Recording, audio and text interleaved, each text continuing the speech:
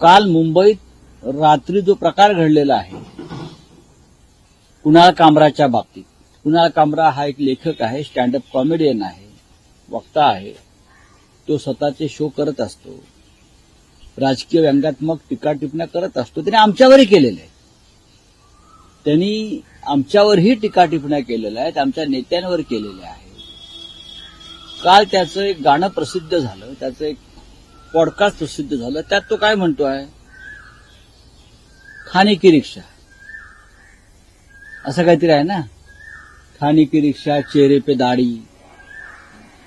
ह्याच्यामध्ये कोणाला किंवा कोणाच्या लोकांना अस्वस्थ होऊन त्याचा स्टुडिओ फोडून धमक्या देण्याची काय गरज आहे?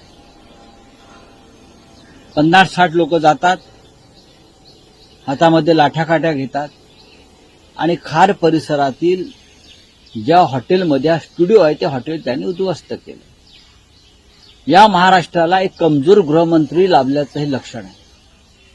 माझं देवेंद्र फडणवीस यांना आव्हान आहे की त्यांनी गृह खातं सोडावं. त्यांना झेपत नाही, गृह खात्याचा कारभार त्यांना झेपत नाही किंवा त्यांना काम करू दिलं जात नाही.